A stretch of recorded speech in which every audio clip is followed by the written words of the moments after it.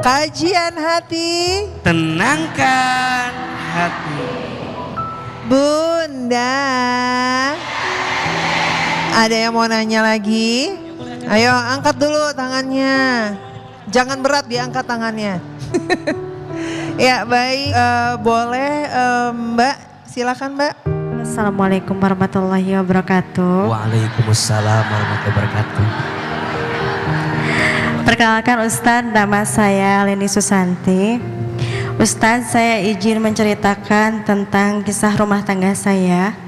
Saya menjalani rumah tangga sudah 11 tahun dan dikaruniai oleh Allah 3 orang anak. Namun semua itu berubah semenjak tahun 2023, di mana saya mengalami pengkhianatan. Pengkhianatan itu berasal dari karyawan kantor saya.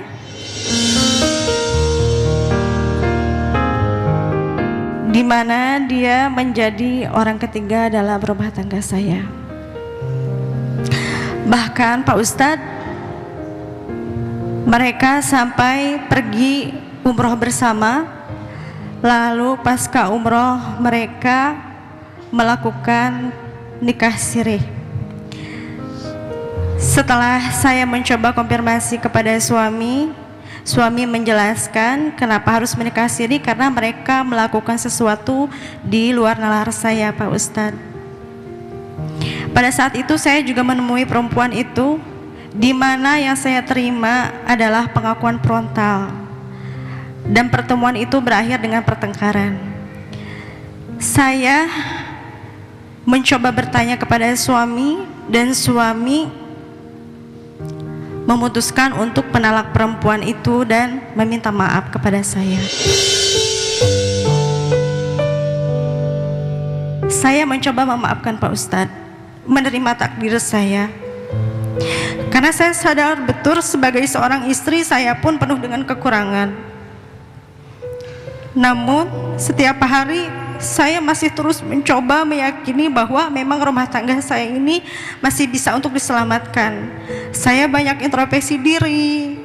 Saya terus belajar bagaimana cara melayani suami dengan lebih baik. Namun ternyata semua itu tidaklah cukup, Pak Ustadz. Mereka masih terus bertemu berulang kali. Sampai puncaknya di tahun ini, mereka kembali menjalin hubungan tanpa sepengetahuan saya, Pak Ustadz. Di mana saat ini ketiga anak saya masih sangat kecil. Namun saya merasa sudah sangat tidak kuat lagi, Pak Ustadz, untuk menjalani rumah tangga ini. Ya, saya tanyakan, berdosakah saya sebagai seorang istri sudah merasa tidak sanggup lagi dan meminta cerai kepada suami?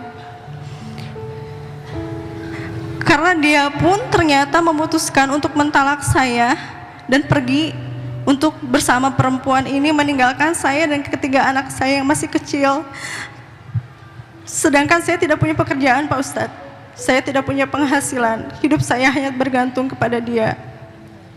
Yang kedua, Pak Ustadz, berdosakah saya sebagai seorang ibu sudah tidak sanggup lagi mempertahankan keutuhan saya sebagai orang tua untuk anak-anak saya, Pak Ustadz? Lalu yang ketiga, bagaimana caranya untuk ikhlas dan tidak dendam, sedangkan orang-orang yang menyakiti saya sama sekali tidak merasa berdosa dan tidak pernah meminta maaf? Izin Mbak, kalau Mbak dari hati yang paling dalam, seperti apa perasaan terhadap suami saat ini? Perasaan saya terhadap ayah dari anak-anak saya, jujur saya saat ini sedang merasa sangat hancur, ya Pak Ustadz. Kecewa, sangat kecewa. Kenapa saya kasih kesempatan tapi tidak mau berubah dan memikirkan ketiga anak saya, malah kembali menjalin hubungan dengan perempuan tersebut. waktu awal pertama saya mengetahui pernikahan itu terjadi, pastinya yang saya koreksi adalah diri saya sendiri ya Pak Ustadz. Apakah saya kurang memberikan kenyamanan? Apakah saya sebagai istri banyak kekurangan? Kami saling bertukar pikiran, kami mencoba memperbaiki kembali apa yang kurang di antara kami. Tapi semua itu tidak berguna ternyata Pak Ustadz sampai saat ini. Apa jawaban beliau ketika Mbak nanya ada kekurangan? Beliau jawabannya apa? Ya, alasannya memang kenyamanan Pak Ustadz. Sedangkan saya pada waktu itu baru melahirkan anak kedua. Jadi ada yang hilang. Ada yang hilang. Ada ketidakhadiran yang hilang. Baik. Jadi Mbak ke depan maunya lanjut atau selesai jika kemudian beliau kembali memperbaiki diri, bertaubat, minta maaf. Mbak masih mau terima atau seperti apa? Sudah tidak bisa Pak Ustadz. Karena sudah terlalu sakit. Saya memberikan dia kesempatan selama 3 tahun itu bukan waktu yang sebentar Pak Ustadz. Dia mengulangi lagi kesalahannya tanpa dia berpikir rasa sakit saya dan juga anak-anak. Bagi saya itu sudah terlalu cukup.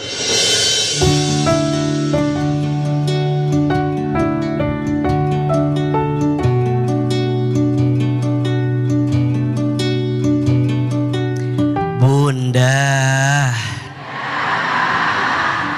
yang pertama, menjaga keutuhan rumah tangga itu adalah kemuliaan. Maka jangan jadikan perceraian itu sebagai pilihan pertama saat rumah tangga dihadapkan dengan persoalan. Tapi perceraian harus dijadikan opsi terakhir setelah semuanya sudah tak bisa diperbaiki, setelah semuanya sudah tak bisa dihadirkan kebaikan kembali. Maka nanti sebagai pasangan rumah tangga kita harus meyakini tidak ada rumah tangga yang sempurna. Setiap pasangan pasti ada kurangnya, pasti pernah ada khilafnya, pasti pernah ada salahnya. Maka punya hati untuk saling memaafkan satu sama lain itu diutamakan. Tetapi dengan catatan bahwa di rumah tangga ini jika dipertahankan masih ada kebaikan yang bisa bertumbuh. Tapi kalau tidak, ya sudah. Makanya tadi Ahilman tanya, mau bertobat enggak? Mau minta maaf enggak? Mau memperbaiki diri enggak? Ini penting. Tapi kalau dirasa enggak, ya sudah. Ini hati, bukan benda mati yang bisa disakiti berkali-kali. Kita hidup diciptakan oleh Allah untuk bahagia, bukan untuk menderita. Maka kadang kita harus berdaya untuk melewati semuanya dengan hati yang lapang. Maka ingat ya, jangan mudah menyakiti pasangan, karena rasa sakit yang pernah kita hadirkan itu bisa jadi trauma yang berkepanjangan. Apalagi istri, apalagi disakitinya berkali-kali. Maka tidak mudah kalau kemudian kita minta maafin aku, kan aku punya salah. Enggak mudah. Mungkin dimaafin iya, tapi trauma sakitnya akan terus ada, bahkan hadir dalam diri kita. Maka kalau Mbak bertanya apakah berdosa saya untuk berpisah dari pasangan saya, tergantung. Kalau pasangannya bertobat, minta ampun, mau berubah, mau memperbaiki diri, Mbak salah, minta pisah.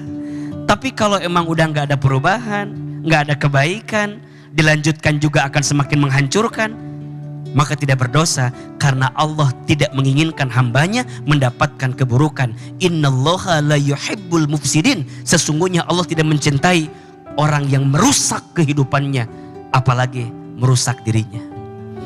Kalau bukan kita yang mencintai kita, siapa lagi? Setuju? Kalau bukan kita yang menyayangi kita, siapa lagi? Maka Mbak, saya tahu sakitnya. Saya merasakan seperti apa lukanya. Tapi hidup harus terus berjalan. Semoga ini jalan terbaik yang Allah titipkan untuk Mbak. Dan yang ke depan, ketika Mbak tanya, "Aa, dosakah saya tidak memaafkan orang yang menyakiti saya?" Saya kira harus selalu ada ruang untuk memaafkan. Apalagi mantan suami. Ingat ya, mantan suami ada, mantan istri ada, tapi mantan anak dan ayah tidak akan pernah ada. Maksud saya, bagaimanapun beliau adalah ayah dari anak-anakmu. Satu saat mungkin anakmu pasti ingin ketemu sama ayahnya, dan begitu sebaliknya. Engkau boleh gagal sebagai istri, yang di sana juga boleh gagal sebagai seorang suami, tapi engkau tidak boleh gagal sebagai ayah dan ibu untuk anak-anakmu. Kalau Mbak butuh jarak untuk jeda dengan waktunya, gak masalah. Memaafkan boleh, tapi bukan berarti melupakan. Karena memaafkan dengan melupakan itu beda. Memaafkan dan menjaga jarak juga boleh, karena kadang-kadang menjaga jarak dalam kebaikan itu juga penting. Jaga jarak bukan membenci, tapi menjaga hati agar tidak tersakiti berkali-kali. Dan selanjutnya, untuk anggap aja, untuk dia yang menyakiti Mbak, perempuan itu, ya Mbak gak usah khawatir. Karena siapapun yang mengambil kebahagiaan orang lain, maka siap-siap akan Allah ambil kebahagiaan dia dalam kehidupannya. Bahkan kata Nabi, barang siapa yang melakukan tahbib. Apa? Tahbib. Tahbib itu perbuatan menghancurkan hubungan dua orang, maka dia bukan golongan kami. Barang siapa yang menjadi sebab kehancuran hubungan seseorang, maka dia bukan golongan kami. Maka bertaubat kepada Allah. Jangan bahagia di atas rasa sakit orang lain. Jangan mulia dengan merendahkan orang lain. Dan jangan besar dengan mengecilkan hati orang lain. Siapapun pemirsa yang sedang dihianati atau pernah dihianati, semoga masih ada cahaya di balik luka yang Allah titipkan untuk kita. Amin ya Rabbal Alamin.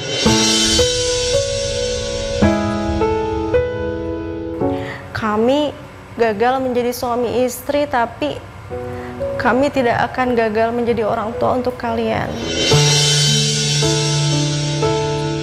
Mungkin di balik ujian yang saya terima, Allah itu menyiapkan kebahagiaan-kebahagiaan lainnya. Bisa jadi hari ini saya merasa sakit, merasa tidak terima, tapi itu yang terbaik buat saya suatu hari nanti. Saya merasa apa yang ada di dalam dada saya ikut tumpah dalam acara kajian ini. Terima kasih banyak karena menjadi salah satu wadah untuk saya mencurahkan segala isi hati.